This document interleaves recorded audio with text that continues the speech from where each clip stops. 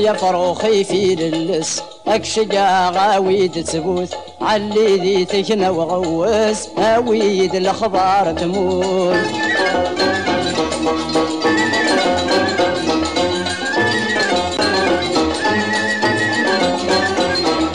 أبريدك يظهر ريبان ذقني قرب ومشوار غرسي ذي عبد الرحمن الوالي قبل البحر في ناسي باب البرهان أقلق ذي الغربان انطر سلمة في الحباب كنلا نمس انشلها ننظر يا فروخي في للس اكشقا غاويد سبوت علي ذي تكنا وغوس هاويد الاخبار تموت.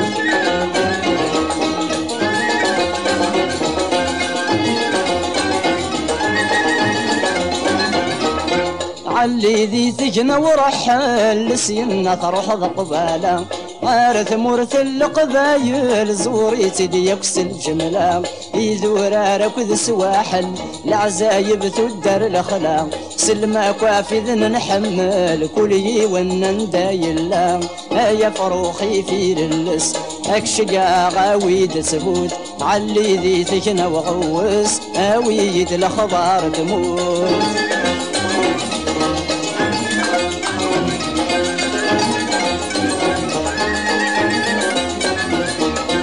زوير سدراع الميزان حوص شري لمد الحوماس اتعدي غفي زمران ثيني ريت غزة ومشراس اتفغض سقني جغران الحارن غرزو فلاس سلمة في الحباب كنلان غاسات نصدني بواس يا فروخي في للس اكشقا غاويد تبوث علي ذي ثكنا وغوس هاويد الاخبار تموت.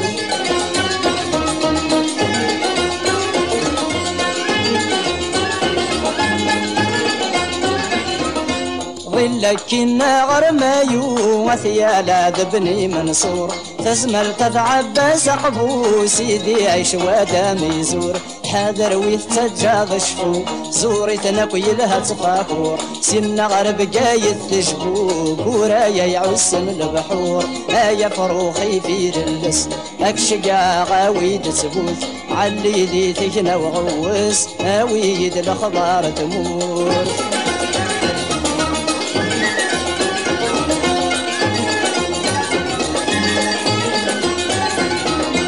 يا فروخي في للس اكشقا غاويد تبوث علي ذي تكنا وغوس هاويد الاخبار تموت. C'est vraiment dommage de ne pas le publier.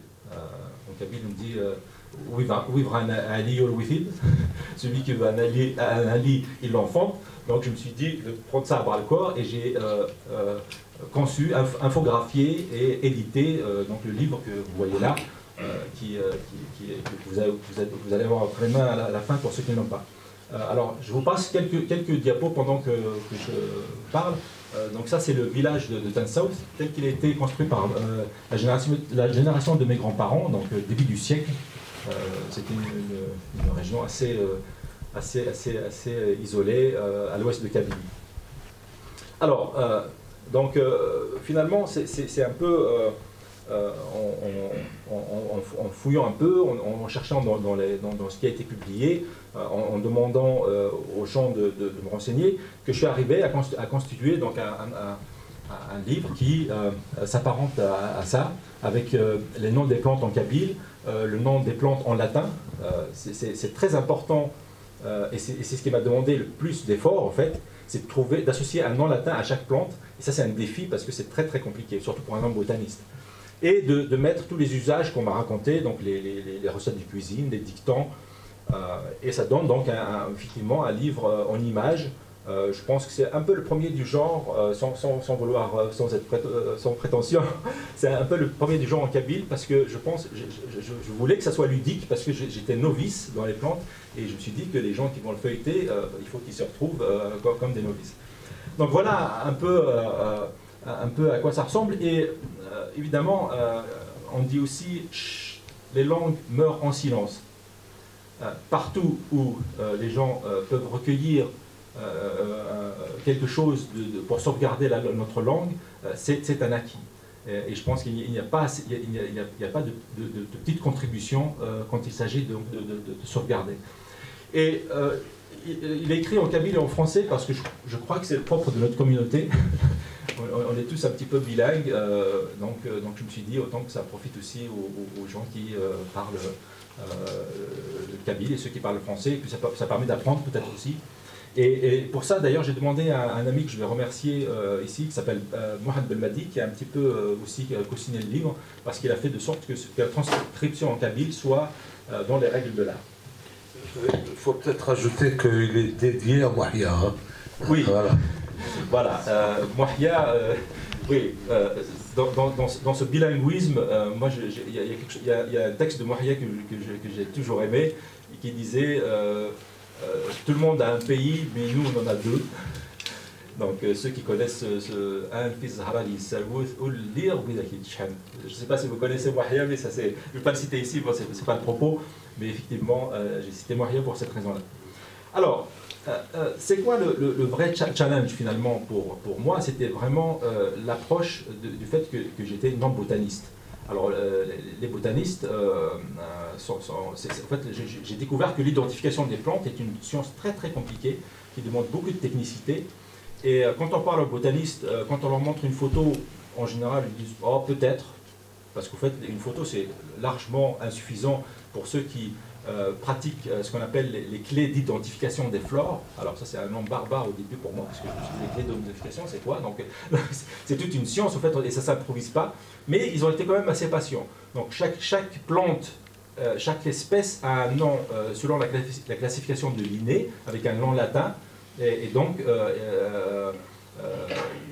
on ne peut pas se tromper. Alors que les noms d'usage, ou les noms vernaculaires, comme on dit, bah, c'est pas du tout le cas.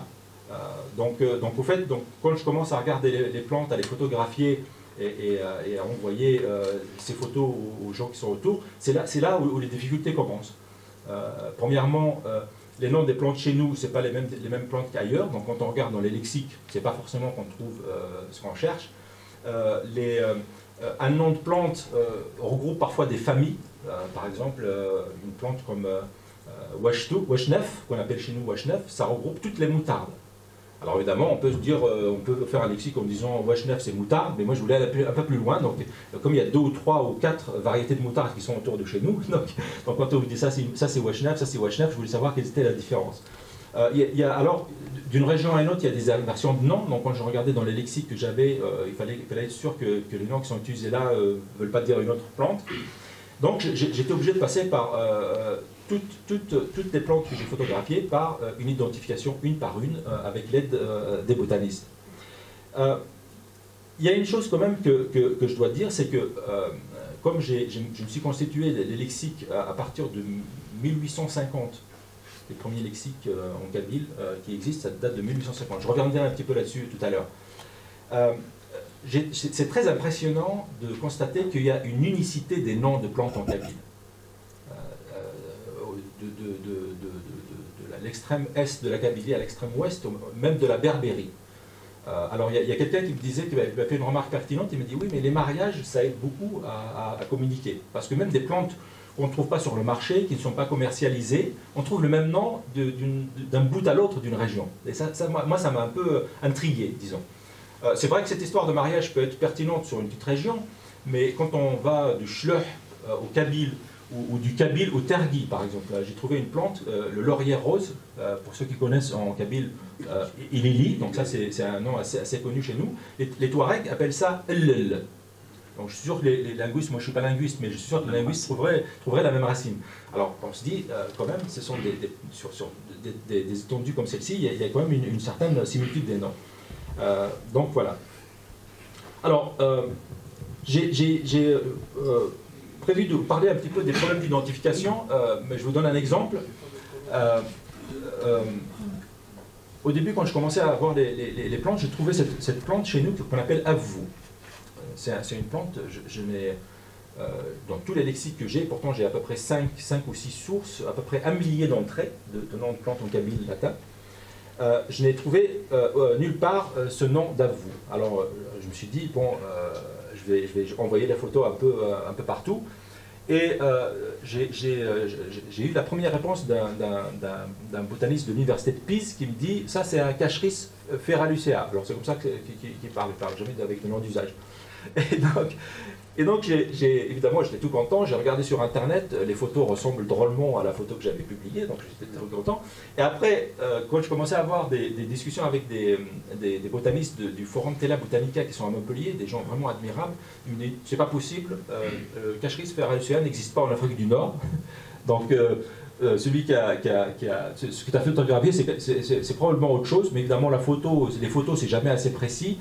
Et donc ils m'ont un petit peu encouragé à ramener une graine, d'abord parce que je pensais que j'avais découvert une plante qu'eux ne connaissaient pas, parce que ça aurait été assez impressionnant. Bon, mais bien sûr, on lui aurait donné ton nom, évidemment. Voilà, mais j'aurais découvert mais bon, j'étais vite refroidi par le fait que j'ai fait venir des graines de cette plante-là, et je les ai envoyées, j'ai cherché un laboratoire qui puisse les analyser pour savoir, et c'était le Muséum d'histoire naturelle de Paris. Pour qui j'ai envoyé les graines, ils étaient vraiment assez sympathiques, parce que je n'étais pas forcément un chercheur, mais ils ont analysé les graines, et ils m'ont dit non, ça c'est un Ferulago lutea, qui est assez communément présent en Afrique du Nord, mais pas l'autre plante qui n'existe qu'en Italie. Et je peux vous donner des dizaines d'exemples comme ça, où les choses vraiment deviennent très très difficiles, mais il faut être patient, et à la fin on arrive au fait à démêler un peu les choses. Alors, donc je vous disais que je consultais pas mal de lexiques, et c'est intéressant de savoir quel est l'état des connaissances sur les plantes en kabyle qu'on a aujourd'hui. Alors, les Kabyles ont toujours eu cette connaissance des plantes, et je vais vous citer le témoignage d'un professeur qui s'appelle Louis Trabu. Alors pour ceux qui ne connaissent pas la botanique, Louis Trabu nous a apporté énormément de noms kabyles pour les plantes, j'en parlerai un petit peu tout à l'heure. Il a écrit ceci, probablement vers 1920, parce qu'il a publié quelque chose en 1935 à titre posthume, ça a été publié à titre posthume, il a écrit ceci. La dénomination des plantes a toujours été pratiquée avec une grande précision par les populations indigènes du nord de l'Afrique. Quand on interroge un fellah, on est étonné du grand nombre de plantes qu'il peut nominer et aussi de ses connaissances pratiques. Les plantes alimentaires, médicinales, industrielles, toxiques ont généralement une nomenclature berbère. Même s'ils ont, alors ça c'est vraiment amusant parce qu'on le vérifie pour ceux qui connaissent les plantes en Kabylie, on le vérifie, même s'ils ont tendance à improviser des noms, et notamment en se référant aux animaux.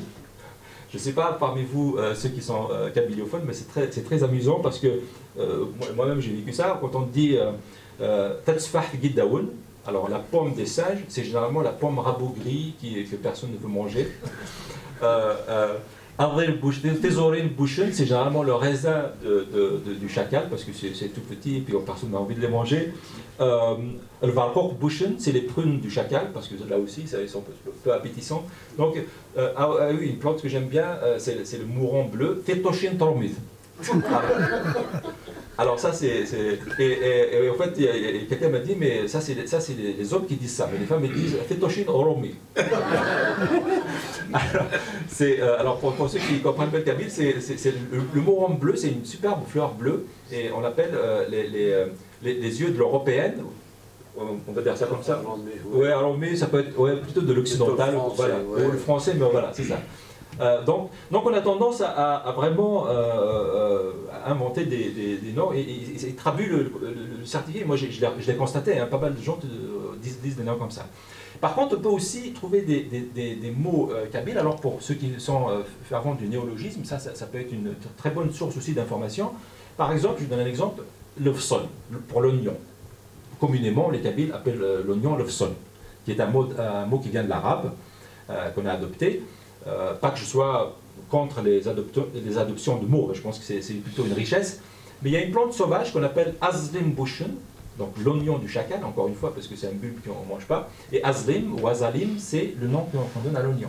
Donc, et là je pense que les linguistes peuvent vraiment avoir énormément de choses qu'ils peuvent tirer des noms des plantes, en fait, quand on veut... Donc voilà, donc c'est vraiment, ce savoir-là existe, malheureusement, enfin, je ne sais pas si c'est malheureusement, mais il s'érode, c'est naturel, parce que on est une langue orale, donc tout ce qu'on peut écrire, tout ce qu'on n'a pas écrit, eh ben, un jour ou l'autre, il disparaît.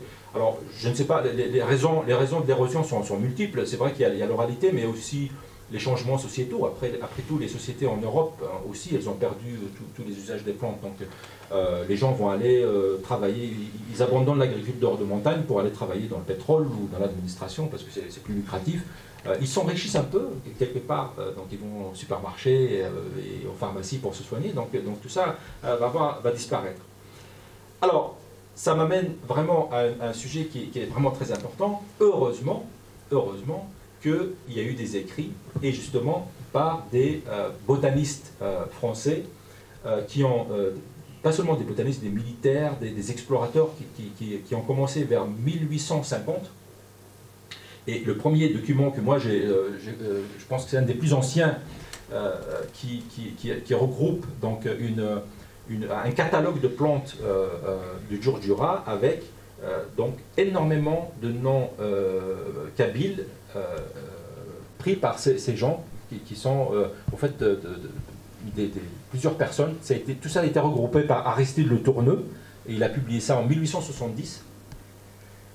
Et il contient énormément de noms kabyles. Moi j'avais appris en feuilletant ce livre-là en fait. Et franchement, tous ces gens-là, comme le dit Le Tourneux, on commence par Tizernif, on arrive à Tizouja Avouv, en passant par Iflisen Boudalal, Koufi. En 1840, 1850, 1860, ça devait être des expéditions absolument courageuses, à Dodane, parce qu'il n'y avait pas de route ni de tracté, et ils avaient tout ce savoir dans la tête pour pouvoir répertorier toutes les plantes. Et le plus important, c'est qu'ils ont laissé énormément de noms de plantes. En fait. Et le prochain qui a fait aussi un travail vraiment impressionnant, c'est Louis Trabu, le professeur Trabu, qui je crois est enterré à Alger d'ailleurs, qui a lui spécifiquement fait un répertoire de noms indigènes des plantes. Donc là aussi, c'est du kabyle, de l'arabe, du tergui, du chaoui. D'ailleurs, j'ai oublié de souligner, Le Tourneux parlait l'arabe, le kabyle, en plus de peut-être un petit peu de bribes de chaoui ou des choses comme ça. Donc il comprenait un petit peu. D'ailleurs, quand il transcrivait les noms, c'était un des plus précis, parce que la transcription des mots kabyles, c'est pas très facile. Mais lui, il avait vraiment une transcription assez précise. Donc voilà, ces gens-là nous ont laissé vraiment un patrimoine important, qui fait qu'on se rend compte que ce qu'on connaît aujourd'hui en Kabylie est loin de ce qu'on connaissait il y a un siècle, finalement. Donc l'érosion est bien réelle. Alors, il fallait attendre le 21e siècle pour voir des autochtones, des Kabyles ou même des Algérois. Il y a quelqu'un qui a fait un admirable travail qui est d'Alger. Alors le premier que j'ai eu entre les mains, c'est Plantes médicinales de Kabylie de Mohamed Aït Youssouf, qui est vraiment un travail sur une centaine de plantes, mais très très scientifique. Et où lui aussi il a recueilli pas mal de noms de l'ouest Kabylie justement, il donne les vertus médicinales, donc il a consulté aussi des herboristes, et donc ça c'est un travail qui est vraiment important, mais c'est écrit en français. Donc à part les noms ils sont donnés en kabyle, en arabe, en berbère, avec plusieurs noms berbères marocains. Et celui qui a écrit, le prochain auteur qui a vraiment regroupé pas mal d'informations sur le lexique, c'est Omar Kharja, qui a été publié, le premier a été publié par le HCA, mais on le trouve nulle part. Alors je trouve ça un peu dommage qu'une institution qui travaille pour faire connaître une langue, en fait, quand elle publie un travail comme ça, on le trouve nulle part. Je n'ai jamais vu dans une librairie. Moi j'ai eu des copies sur Internet, mais j'ai même pas feuilleté le papier, en fait. Et plus tard, il a publié un autre livre qui s'appelle Les plantes au quotidien d'autrefois. Ils sont bilingues tous les deux? Alors, oui, celui de gauche, le petit lexique, c'est vraiment un lexique, donc il est bilingue latin-kabyle. Et celui à droite, il est bilingue, oui. Donc, mais là, il y a un peu plus les usages, mais il est assez petit, relativement petit. Donc voilà, donc ça c'est vraiment un petit peu la mémoire qu'on a donc des connaissances. Alors j'ai oublié aussi de mentionner une chose, c'est que je pense que le travail de collecte dans toutes les régions de Kabylie est important parce que il y a des zones qui n'ont jamais été ou rarement été fréquentées par des ethnologues ou des scientifiques. Par exemple, dans mon village à l'ouest de Kabylie, on n'a jamais eu de père blanc. Ce qui fait que quand je regarde sur la liste de tous les noms kabyles que j'ai recueillis, je dois avoir au moins une cinquantaine que je n'ai jamais vu décrits nulle part. Donc je suis sûr que fatalement, ces noms-là vont disparaître, parce que si on ne les écrit pas. Et je pense que c'est un peu partout dans tous les îlots où il n'y a personne qui a été pour recueillir l'information, en fait. Voilà, donc ça c'est un peu, ça résume un peu l'aspect connaissance. Alors, les usages. Alors, je vais parler un petit peu des usages. Je sais pas, est-ce qu'on a encore un peu de temps?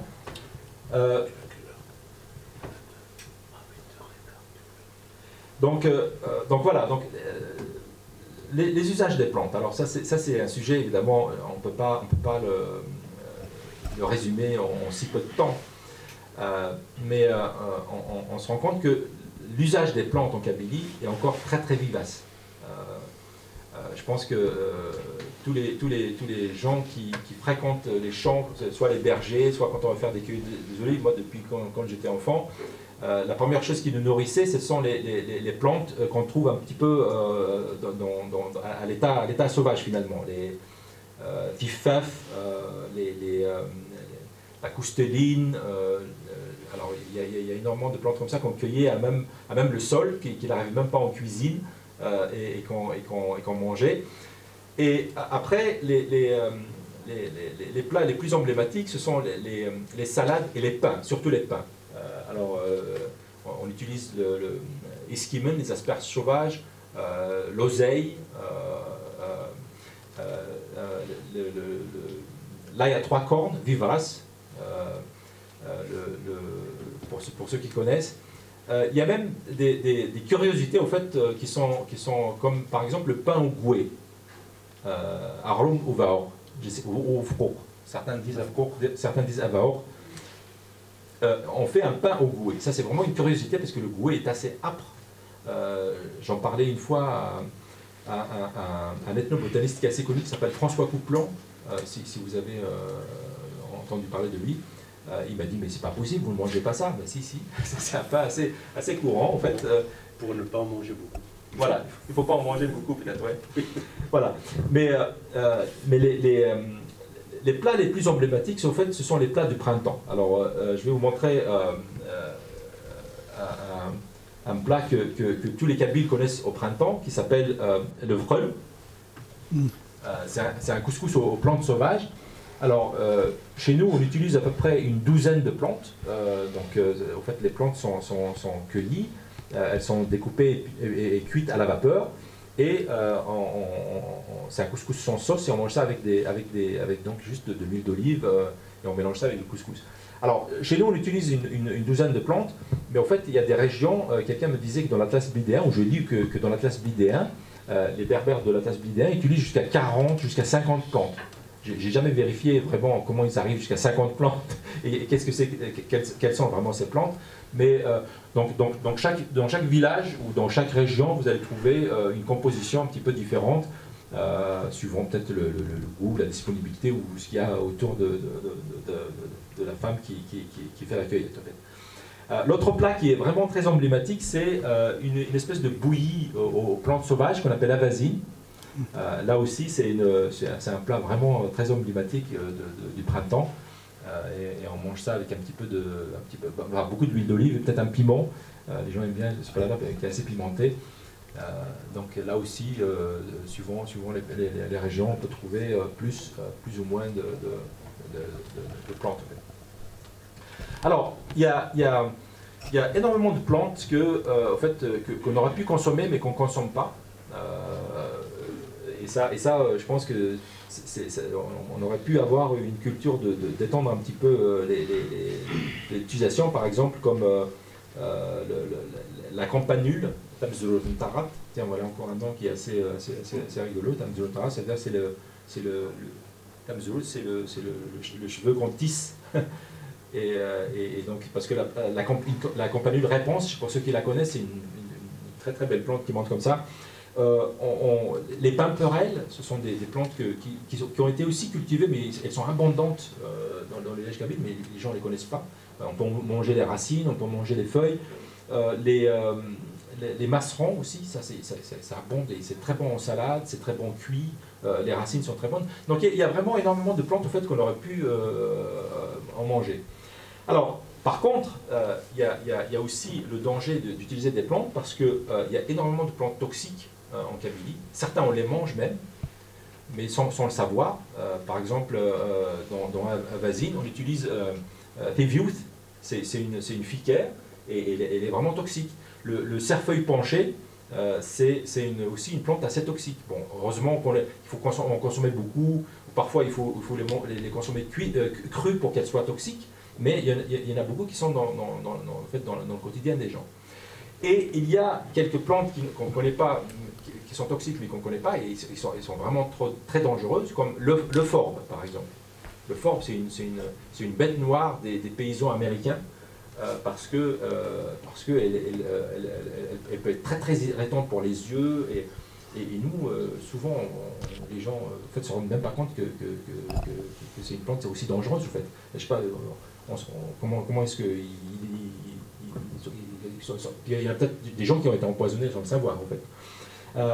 Il y a une plante qui a fait un petit peu le thème de Camus dans les années 30, c'est la guesse à large feuille. Elle provoque Agilven Gfvir. Alors là aussi c'est une plante, on utilise un nom d'animal, donc elle donne une espèce de fève que les Kabyles consommaient au temps des disettes, et ça provoque une maladie qui s'appelle le lathyrisme, et dans les années 30 c'était tout un pan de population qui était atteint de cette maladie-là parce qu'ils ont mangé beaucoup. Et il y a une autre plante qui est aussi très très dangereuse que les gens peut-être connaissent un petit peu mais pas trop, c'est la datura. Alors je ne sais pas si vous connaissez, ça s'appelle en kabyle, on l'appelle Jehannama. Je ne sais pas s'il y en a d'autres qui la connaissent. Comme son nom l'indique, c'est l'enfer. Et c'est une plante très hallucinogène qui est très connue par les grands. Il paraît qu'elle est très connue par les bandits de grand chemin au Maroc parce qu'ils droguaient leurs victimes avant de les trousser. Et donc cette plante-là, elle est assez répandue en Kabylie, et il y a des jeunes qui s'essayent un petit peu à se droguer avec ça, et donc elle était assez dangereuse. Voilà, donc je pourrais évidemment, je pourrais continuer à vous parler d'autres plantes, mais je pense que le domaine est assez vaste, et il faut vraiment consulter les ouvrages un peu plus spécialisés, surtout pour les plantes médicinales ou les plantes toxiques. Je crois que c'est important de vérifier un petit peu ce qui se fait. Alors, voilà, donc moi j'ai fait un peu le tour de ce que je voulais vous dire. Peut-être la partie proverbe est très très riche aussi sur les plantes. Et je me suis dit, comme c'est le nouvel an, alors j'ai choisi deux proverbes qui peuvent vous accompagner pour la nouvelle année. Sur mon site internet, j'ai à peu près une quarantaine ou une cinquantaine de proverbes qui sont liés aux plantes. Le premier, c'est le malfakal zaswallen ou pour les bonnes résolutions. Donc si on pouvait labourer avec les yeux, bah, tout le monde moissonnerait. Donc ça, je pense que c'est une bonne résolution pour se dire que le travail c'est important. Et l'autre, c'est Utsili Tzazaltakchen, ne sois pas une figue pour que tu sois mangé, ou un agneau pour que tu sois dévoré. Et Utsili Vilili Akronfen. Alors Ilili, c'est le laurier rose, et il est très très amer. Donc voilà, donc ça c'est donc si vous voulez des bonnes résolutions pour la nouvelle année, ça c'est une bonne résolution. Et enfin, pour terminer avec mes recommandations, donc les Kabyles ils ont aussi le snake oil, pour ceux qui connaissent l'Ouest américain, parce qu'on a quelques amulettes. Alors ça c'est l'amulette contre le mauvais œil. Je l'ai essayé, ça marche, donc si vous voulez. Donc je vous conseille, si vous arrivez à réunir tous les ingrédients qu'il y a dessus, alors ça n'a pas l'air compliqué à réunir. Barbarie, cendre, des poudres à fusil fallait athéner. Voilà. du plan, un petit canif, une petite clé. Voilà, donc j'ai fait un peu le tour de ce que je voulais vous parler. Donc si vous avez des questions, évidemment, on laisse bien sûr la parole. Alors, en fait, ce qui est bien avec les plantes, ça aurait été de faire un diaporama quiz. C'était un peu l'habitude. Je l'ai ici. Quand on veut parler plantes, donc je montre des indices avec des plantes et je laisse le public deviner le nom des plantes. Mais le format de la conférence tel qu'il est à l'ACB, donc malheureusement ne me permet pas de faire ça. Mais j'ai quelques diaporamas quiz, si on a le temps, on pourra peut-être les regarder. Voilà, merci pour votre attention et si vous avez des questions. Alors, avant de laisser les questions, on va donner la parole à Blaise qui va parler de l'aspect linguistique. Il va nous parler un peu de... Voilà, c'est à toi. Zul Flakunt, Zul Flawan. Ismawan Yemran. Imri, ça vient du verbe mri, pousser. Donc Imran, c'est les plantes en général. Leurs appellations n'est pas devenues comme ça. On les appelle par leurs caractéristiques, par leur nature. Et on distingue à peu près une caractéristique, par exemple, le goût. On l'appelle comme ça parce qu'il a un tel goût. Par exemple, le thamarzagus, qui vient du verbe arzay, erzay, être amer. On trouve aussi par le toucher, quand on touche la plante, voilà, on distingue sa nature. Par exemple, imantal. Chez nous, on ne dit pas imantal, mais on dit ihantal. Donc, qui vient du verbe antal, coller. Donc, dès qu'on la touche, ça colle à la main. Il y a aussi la forme, sa forme. Et là, généralement, c'est les ressemblances. Par exemple, les dents déviées.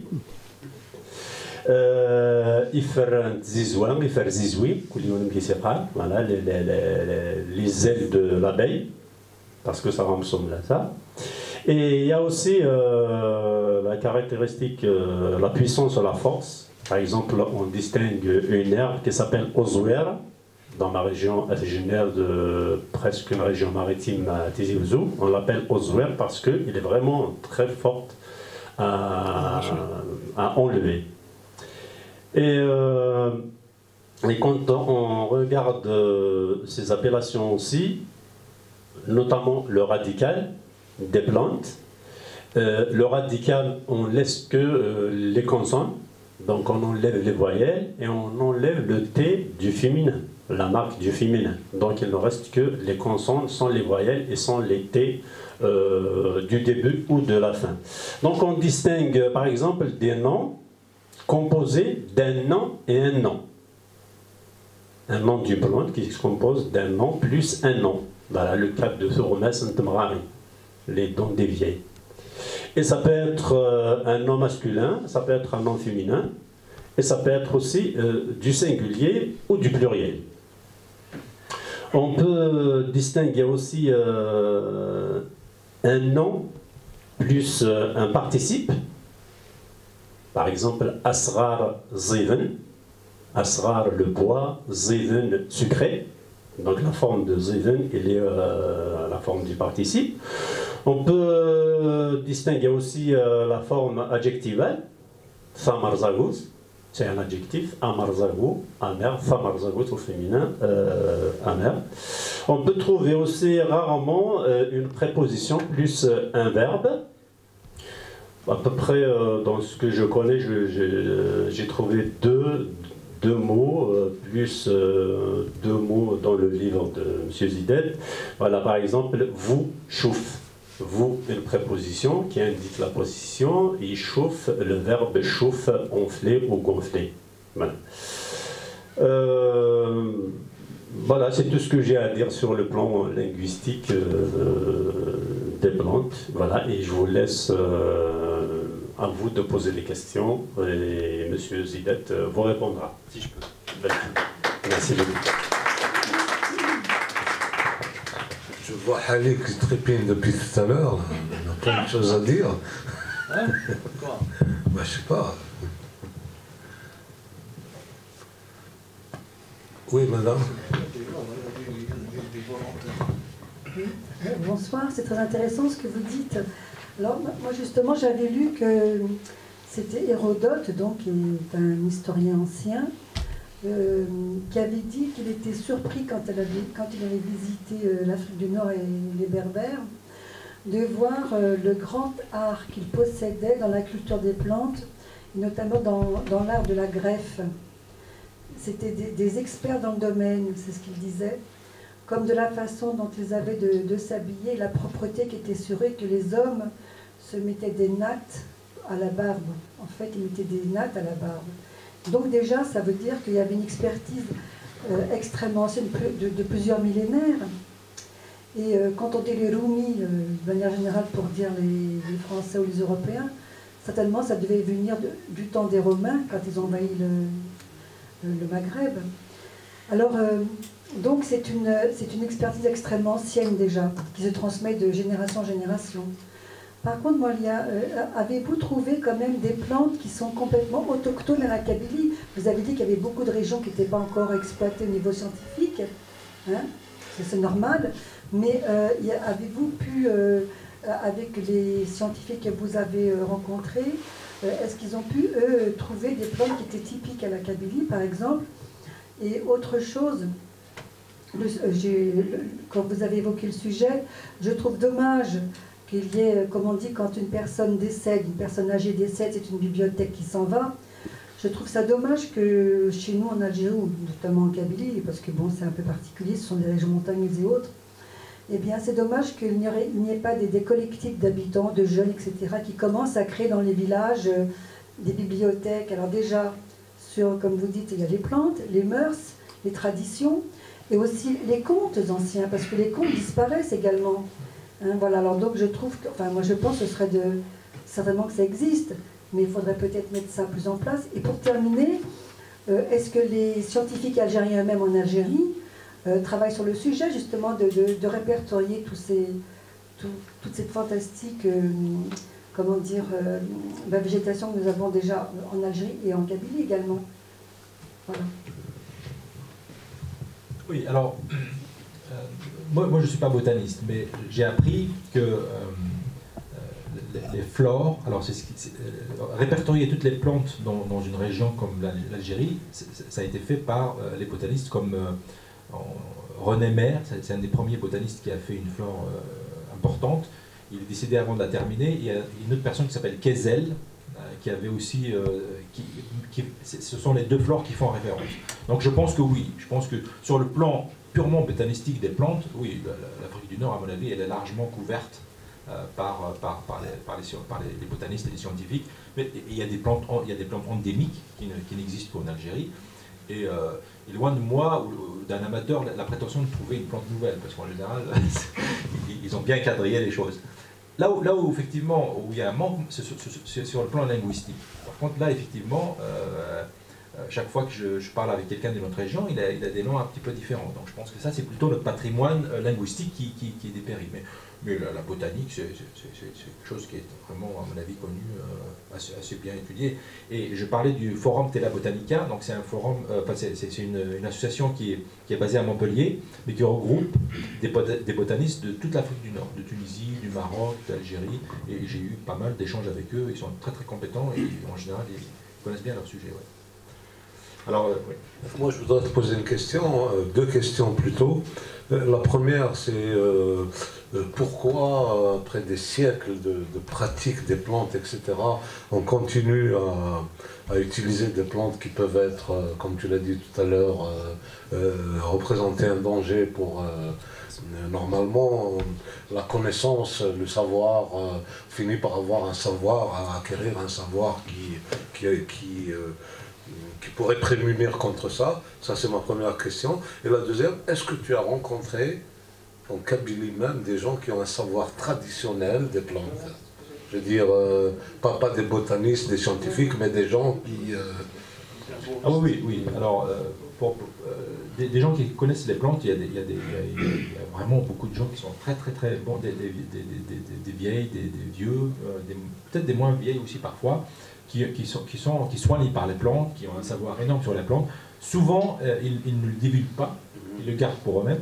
Même les phytothérapeutes qui vendent des choses sur le marché, j'ai eu beaucoup de mal à rencontrer une dame qui avait un savoir énorme, elle voulait juste poser des questions et parler un peu avec elle. Elle ne voulait pas,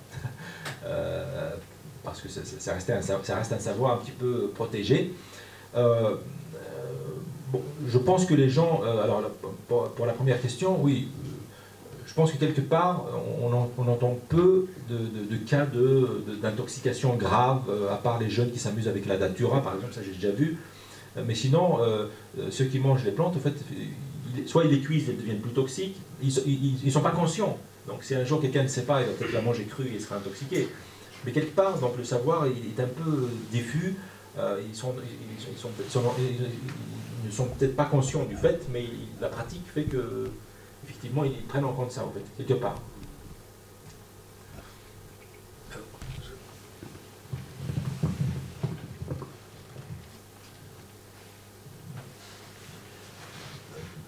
Moi, ce qui m'intéresse dans ce livre, c'est surtout qu'il rappelle quand même qu'il y a beaucoup de mots sur les plantes et l'usage des plantes qui se sont perdus au fil des générations. On parle beaucoup, par exemple, de ruralisation des villes, mais il y a aussi l'urbanisation des villages. Donc vous voyez des jeunes maintenant dans les villages, il y a beaucoup de choses qu'ils ne savent pas. J'ai un vieux cousin qui est décédé il y a quelques années, c'était un homme extraordinaire en ce qui concerne les boutures par exemple. Et il n'y a plus personne qui sait faire ça. Il n'a pas transmis, c'est des savoirs qui se perdent et des usages qui se perdent au niveau de par exemple, il a parlé d'un plat à vasine. Par exemple, dans ma famille, le chef de famille, c'était mon oncle, le fils aîné, et donc, quand il s'est senti un peu à l'aise, il a interdit Avazine. Il a interdit à sa femme, à ma mère, à ma grand-mère, à Avazine, c'est terminé. Pour lui, c'était le signe de la pauvreté. Qu'il est passé à... Et moi j'aimais ça, quand j'allais à la mosquée, au truc, et ben, dès que je sentais, j'avais l'odorat.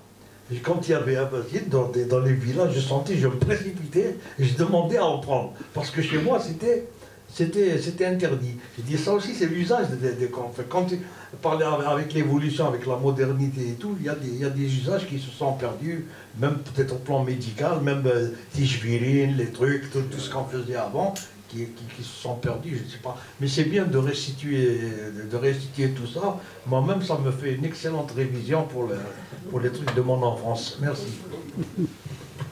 J'ai oublié de mentionner une chose quand vous disiez il faut des initiatives pour la sauvegarde.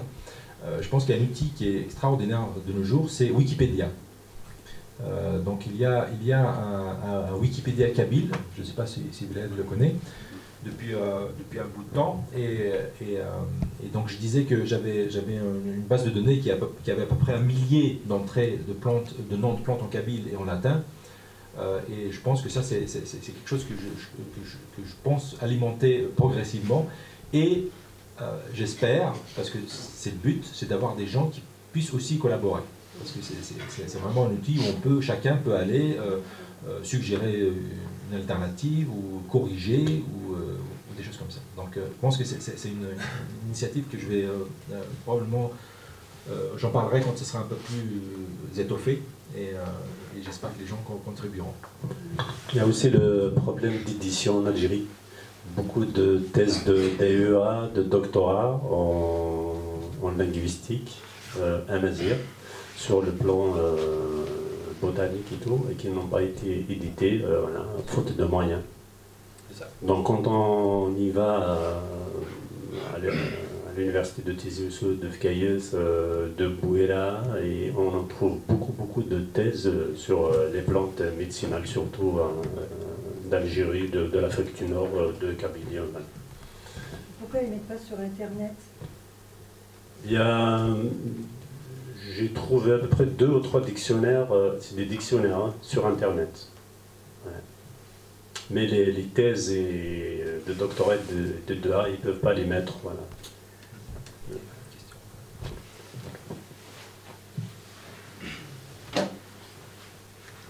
Bonsoir, merci.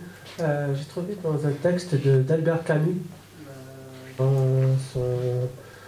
crois que les années 1939 ou 37, sur la misère académie, je sais pas,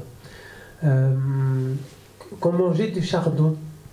Moi, j'ai jamais mangé du chardon en Camélie. Et j'ai entouré le texte, je me suis dit, je vais écrire à sa fille, c'est un peu journaliste. Mais en fait,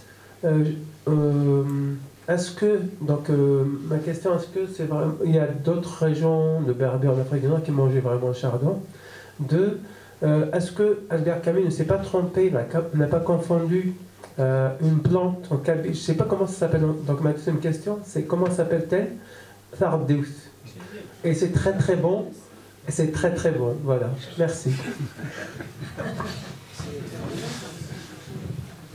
Oui, alors Thardeus, effectivement, c'est la scoline d'Espagne, et on en fait un couscous vraiment très bon. Ouais, voilà, donc c'est un peu comme le couscous sans sauce avec les plantes sauvages, mais au lieu d'utiliser d'autres plantes, on utilise uniquement Thardeus. Alors, là, c'est un petit problème, un des problèmes ou des dictionnaires sur Internet ou des gens qui écrivent sur les plantes, c'est d'utiliser des noms génériques.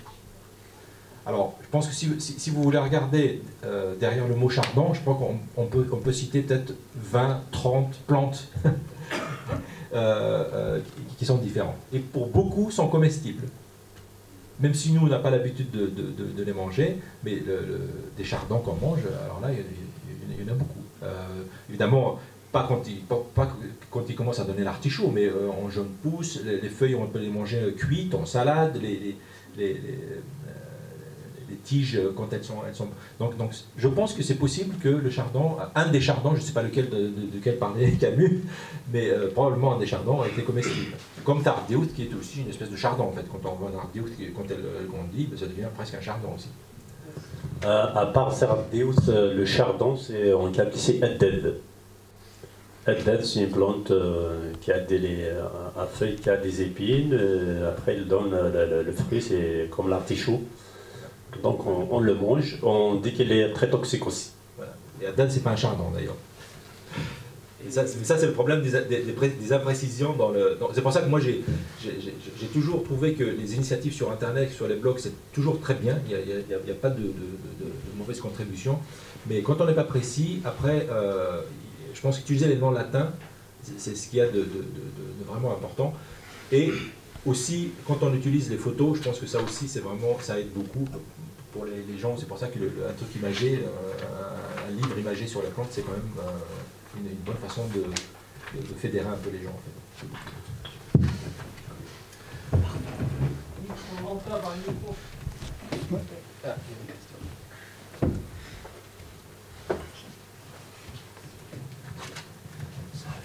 Ah.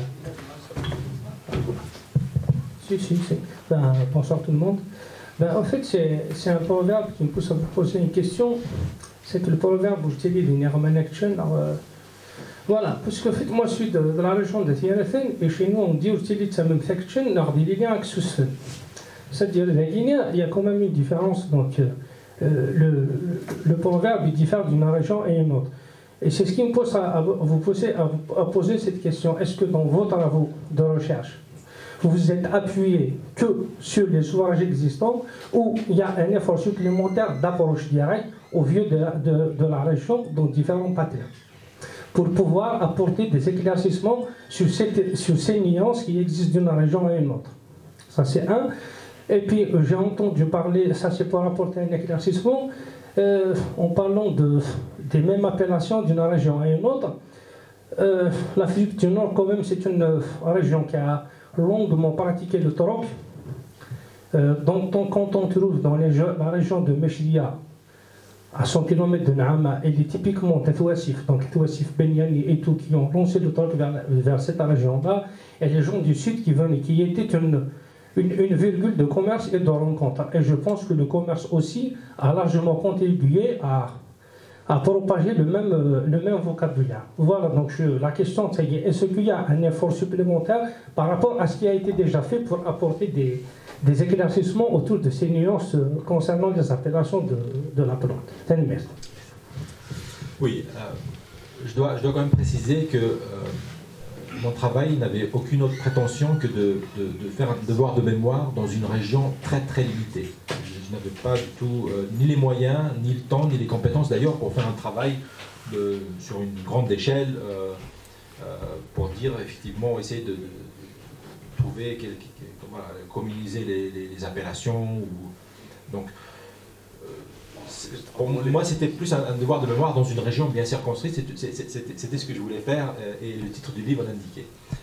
Ceci dit, pour les noms en tout cas, j'ai vraiment consulté tous les lexiques qui ont été publiés depuis 1850 jusqu'à 2006, 2007, c'est le dernier lexique que j'ai consulté.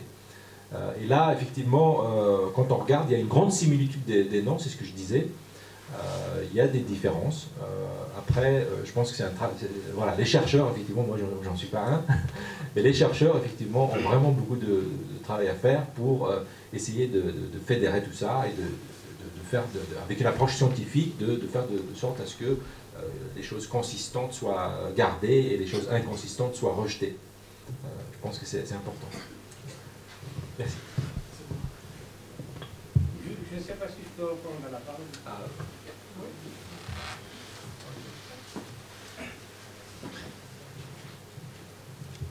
Au fait, pourquoi j'ai posé le pourquoi de cette question? Parce que vous venez de citer M. Karcha qui est un ami, et que je connais comme ça physiquement, et qu'on est du même partenaire, puis mon enseignant d'histoire et ainsi de suite, et à ce jour, on est encore en contact. Au fait, je pense que le problème est là, c'est dans ces enquêtes-là. Parce que quand on présente un produit à la société, et ce produit, il part uniquement à base de son village. Mais à base de son village, il devient une généralité. Mais si le village d'à côté, il n'y a pas quelqu'un qui prend un produit pour le fait qu'il lance les mêmes travaux que vous, donc en fait, c'est votre ouvrage qui va prendre le dessus. Et puis dans la société, les gens, non, au fait, je vous parle comme ça, je suis un peu dans la poésie, donc je maîtrise un peu le kabyle, et assez souvent, dans la société, on dit non. Les gens se contentent les gens se contentent des avloracarouches. Et au fait, mon souhait, c'est un souhait, c'est que quand les chercheurs ou les gens qui ont nourri de bonne foi d'apporter un plus à notre identité sur le plan linguistique, qu'il y ait des enquêtes, une forme d'enquête, au moins sur 4-5 villages les plus importants de la Kabylie, les axes essentiels. C'est-à-dire, c'est pour enfin donner une assise réelle à cette langue. Je prends un dessin, le Gara magique de Taoussar Marouche, qui est depuis Nidouala, moi je suis de Front National. Quand je lis Taoussar Marouche, je ne trouve rien de ce que me raconte ma grand-mère. Voilà, donc ma question s'inscrit là, c'est-à-dire que si cet effort n'a pas été fait, ben, en votre qualité de scientifique, de passer le mot aux scientifiques qu'on veut, quand ils dorénavant des recherches dans ce sens, qu'il y ait au moins un semblant d'enquête de mec là, Front National, de Front National à Ouagadougou, la Kabylie n'est pas. Voilà. Non, vous avez raison, je partage ce besoin, ça c'est clair. Donc c'est un travail à faire.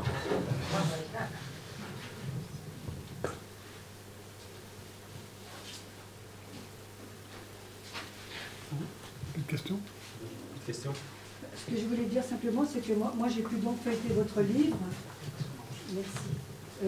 J'ai pu donc feuilleter votre livre, là, avant que vous commenciez. Et je trouve formidable ce travail que vous avez fait, parce que c'est un ouvrage de vulgarisation assez complet malgré tout. Hein.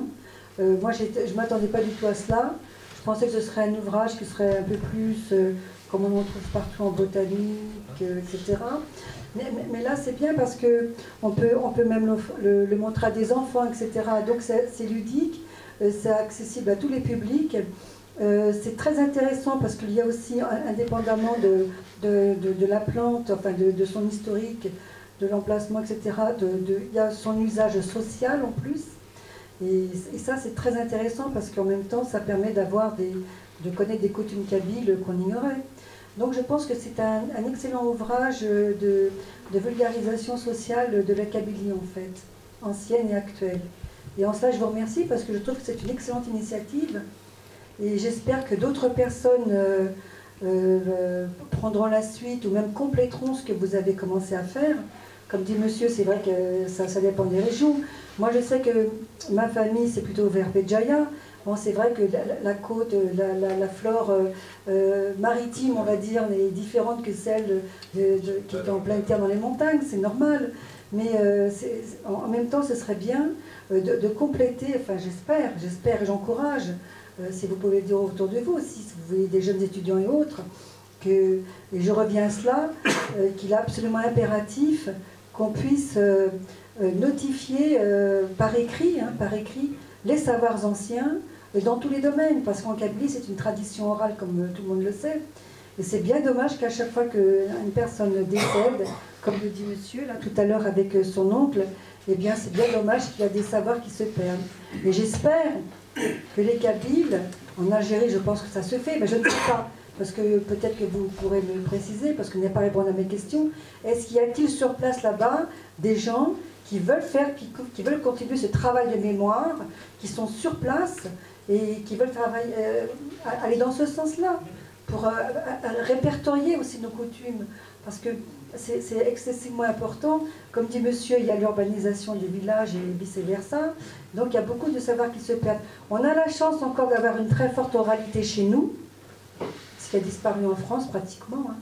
On a encore cette chance chez nous de l'avoir, donc il faut absolument saisir cette chance pour l'exprimer et la rendre réelle par les écrits. Voilà. Donc il faut aller à la récolte d'informations. Et je trouve que cette récolte d'informations que vous avez faite est déjà formidable, vraiment. Et je vous remercie vraiment, je ne m'attendais pas à cela. Merci. Félicitations, monsieur. Merci, parce que c'est vraiment... mon objectif, c'est de faire quelque chose pas d'un niveau de spécialiste, mais vraiment de vulgarisation. Parce que j'ai écrit comme je l'ai vécu, au fait, et je comprends la frustration de personnes qui voudraient un travail de recherche plus étendu. Et je la partage, parce que je pense que c'est important de faire ça. Franchement, monsieur, j'ai passé mon enfance avec mes grands-parents, j'ai une bonne connaissance. C'est parfait. Mais ce qui est le drame, c'est quand on prend deux éléments du même village, de la même région, qui se contactent autour d'une appellation. Et cela, c'est, enfin, je rentre de monde scientifique, parce que déjà, si moi je souffre de ça, dans les générations à venir, ça va être... Oui, moi je peux dire une chose, quand même, sur les 220 plantes que j'ai mises dans le livre, que j'ai vues, il y a très peu de noms qui sont vraiment, de tous les lexiques que j'ai consultés, il y a très peu de noms qui sont complètement différents, en fait. J'ai mis les synonymes quand ils y sont, donc il y a quand même une communalité assez impressionnante. Et pour les initiatives sur place, j'espère qu'il y en aura un peu plus. Moi, je suis parti du Kabylie il y a déjà 40 ans, mais j'ai senti le besoin de le faire. Peut-être que les gens qui sont sur place, je ne sais pas comment les encourager, à part en parler comme on en parle maintenant. Et je sais qu'il y a beaucoup de gens qui font des travaux de recherche et des choses comme ça, donc j'espère qu'ils auront les moyens de publier des choses accessibles au public. Parce que des choses compliquées, parfois, ne sont pas accessibles au public. Pour préciser, s'il vous plaît, est-ce que vous n'avez pas mis toutes les plantes là, de la Kabylie? C'est impossible. Non, loin de là.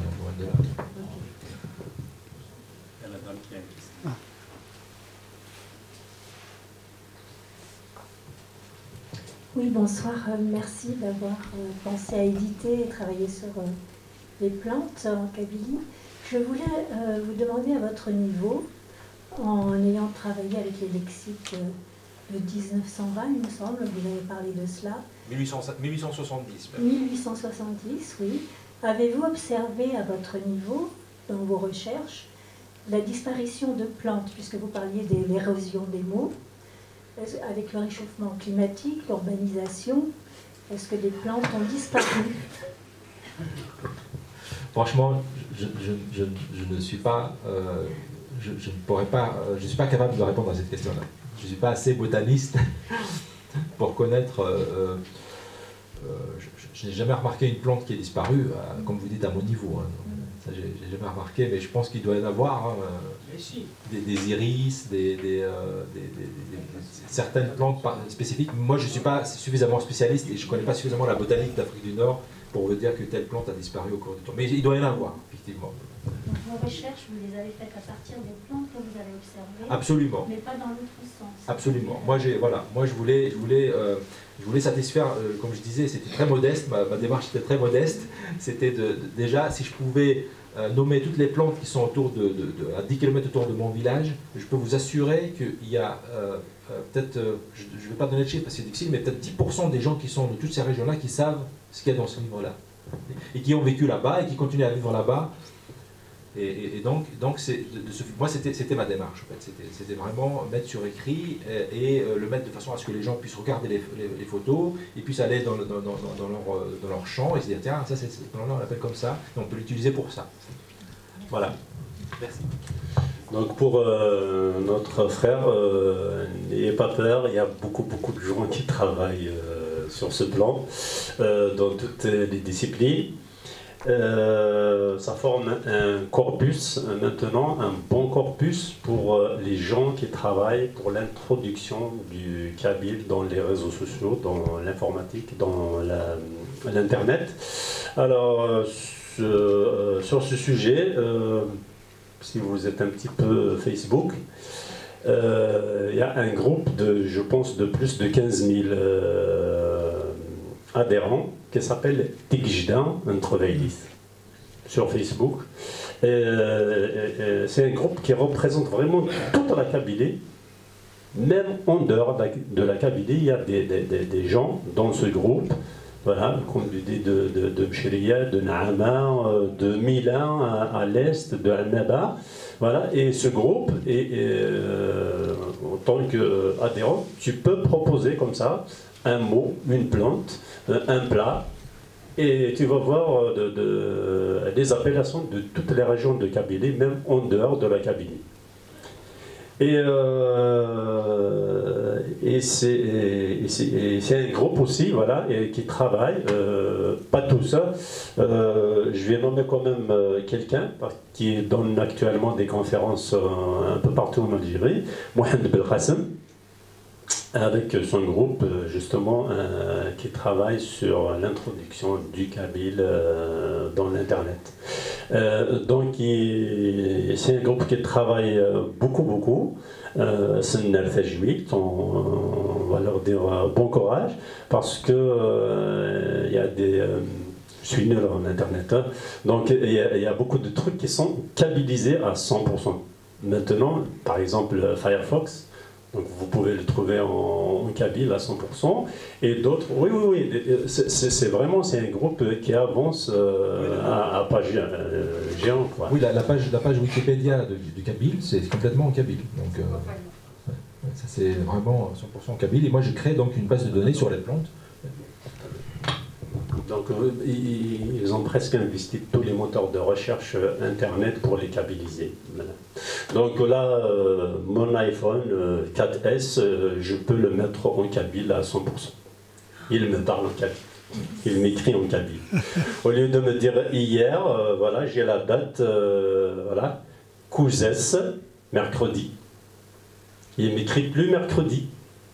Il m'écrit Kouzès. Bravo. Voilà, donc bravo à ces gens-là qui travaillent justement. Donc, il a cassé un corpus. Il a cassé aucun autre. D'ailleurs, à chaque fois, il demande bien sûr, elle s'adresse aux étudiants, des chercheurs et tout, comme ça, à des gens volontaires qui s'initient dans toutes sortes de disciplines. Voilà. Donc, dans quelques mois, j'espère pouvoir mettre les 800 ou 900 entrées kabyles latins de plantes. Accessible et chacun peut aller dire nous chez nous on l'appelle comme ça. Voilà. Mais on parle, ce qui est très important, c'est d'utiliser les noms latins parce qu'il faut qu'on soit un peu plus scientifique. Donc quand on dit chardon, quand on parle à un botaniste, il dit c'est quoi? Donc voilà, donc on a la taille de façon à ce qu'il n'y a pas de débat là-dessus. Après, qu'une région l'appelle comme ceci ou qu'une région l'appelle comme cela, c'est la richesse de la langue finalement. Voilà, donc je pense qu'on arrive à la fin de la séance. Merci. Merci à vous tous et à vous tous qui sont ici présents. Mercredi 7 février 2018, c'est toujours un mercredi à 19h, la CIBE ouvre les guillemets à Tassadit Imash pour son livre Des cœurs lents. L-E-N-T-S, hein. J'ai un problème pour la dissonance E-N-A-N-O-N. Voilà, donc je précise E-N. Voilà, donc n'oubliez pas, mercredi 7 février 2018, toujours à 19h. Et là, vous rencontrez en haut le conférencier, plus le verre de l'amitié offert par la CB. Merci, au revoir.